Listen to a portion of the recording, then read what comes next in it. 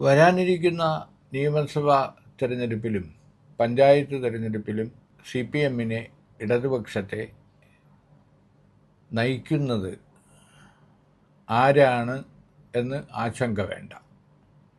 സംസ്ഥാന സമ്മേളനം കഴിഞ്ഞതോടെ അക്കാര്യത്തിൽ കേന്ദ്ര നേതൃത്വവും സംസ്ഥാന നേതൃത്വവും തമ്മിൽ ഉണ്ടായിരിക്കുന്ന ധാരണ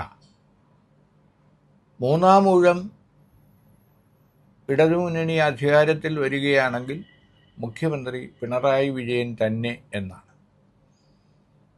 പഞ്ചായത്ത് തെരഞ്ഞെടുപ്പ് സമയത്തും അസംബ്ലി തെരഞ്ഞെടുപ്പിലും ഇടതുമുന്നണിയെ നയിക്കുന്നത് ക്യാപ്റ്റൻ തന്നെയാണ്. അപ്പോൾ ക്യാപ്റ്റൻ അധികാരം ലഭിച്ചാൽ, മൂന്നാം ഊഴത്തിൽ അധികാരം ലഭിച്ചാൽ പിണറായി വിജയൻ മുഖ്യമന്ത്രി ആകുമെങ്കിലും അദ്ദേഹം ആദ്യത്തെ 1 വർഷമോ 1.5 വർഷമോ കഴിഞ്ഞ് ആ സ്ഥാനത്ത് നിന്ന് മാറി പകരക്കാരനെ കണ്ടെത്താനാണ് CPM-ൽ ഉണ്ടായിരിക്കുന്ന ധാരണ. തെരഞ്ഞെടുപ്പ് രംഗത്ത് പിണറായി നയിച്ചില്ലെങ്കിൽ അത് ഇടതുമുന്നണിയെയും CPM-നെയും ദുർബലപ്പെടുത്തും എന്നാണ് നേതൃത്വത്തിൻ്റെ കണ്ടെത്തൽ. കാരണം ഭരണവിരുദ്ധ വികാരത്തെ പേടിച്ച് നിലവിലുള്ള 2 വട്ടം മുഖ്യമന്ത്രിയായ പിണറായി വിജയനെ മാറ്റി നിർത്തിക്കൊണ്ട് തെരഞ്ഞെടുപ്പിനെ നേരിടുകയാണെങ്കിൽ അത് പരാജയഭീതി മൂലമാണെന്നും അത് പരാജയം സമ്മതിക്കുന്നതിന് തുല്യമാണ് എന്ന് പ്രതിപക്ഷം ആരോപിക്കും.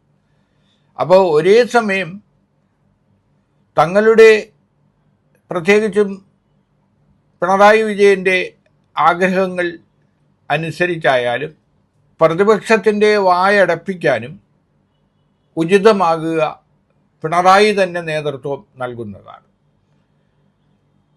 പേടിച്ചോടി എന്ന ഒരു ആക്ഷേപത്തിൽ നിന്ന് രക്ഷപ്പെടുമ്പോൾ തന്നെ പിണറായി ഭക്തരായ ആളുകൾക്കെല്ലാം, സഖാക്കൾക്കെല്ലാം അത് അംഗീകരിക്കാനുമാവും. അപ്പോൾ ചുരുക്കി പറഞ്ഞാൽ ക്യാപ്റ്റൻ ആര് മുന്നണിയെ നയിക്കും എന്ന ചോദ്യത്തിന് പ്രസക്തി ഇല്ലാതായിരിക്കുകയാണ്. PB അംഗമായ ബേബി പറഞ്ഞത് ജനം നയിക്കുമെന്നാണ്. തെരഞ്ഞെടുപ്പിൽ മുന്നണിയെ, CPM-നെ ജനങ്ങളാണ് നയിക്കുക എന്നാണ് പറഞ്ഞത്. പക്ഷേ ജനങ്ങളല്ല നയിക്കുക, നേതാക്കൾ തന്നെയാണ് നയിക്കുക. അതും ഇരട്ടച്ചങ്കനായ പിണറായി വിജയൻ തന്നെയാണ് മൂന്നാം ഊഴത്തിൽ വിജയം ലക്ഷ്യമാക്കിക്കൊണ്ട് നവകേരളത്തിൻ്റെ പൊതുവഴികൾ അന്വേഷിക്കുന്നതും അത് വിജയിപ്പിക്കാൻ മുന്നിട്ടിറങ്ങുന്നതും സാക്ഷാൽ പിണറായി വിജയൻ തന്നെയാണ്. അപ്പോൾ പിണറായി അല്ലാതെ മറ്റാര് എന്ന ഒരു ചോദ്യം പാർട്ടി സംസ്ഥാന സമ്മേളനത്തിലോ ഇനി വരാനിരിക്കുന്ന പാർട്ടി കോൺഗ്രസ്സിലോ ഉയരാൻ ഇടയില്ല.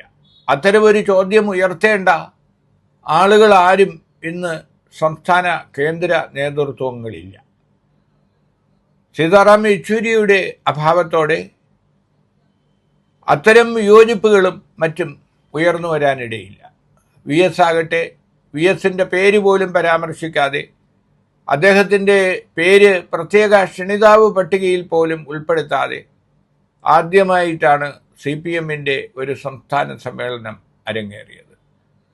64-ൽ പാർട്ടി രൂപീകൃതമായതിനു ശേഷം ഇന്ത്യൻ കമ്മ്യൂണിസ്റ്റ് പാർട്ടി പിളർന്ന് CPM രൂപീകരിക്കപ്പെട്ട് അവിടെ നിന്ന് ഇറങ്ങി വന്ന 32 നേതാക്കളിൽ ഇന്ന് ജീവിച്ചിരിക്കുന്ന ഏക നേതാവായ VSൻ്റെ പേരുൾപ്പെടുത്താതെ, അദ്ദേഹത്തെ ക്ഷണിതാവായി പോലും പേര് ഉൾപ്പെടുത്താതെ ഒരു സംസ്ഥാന കമ്മിറ്റി നിലവിൽ വരുന്നതും ആദ്യമാണ്.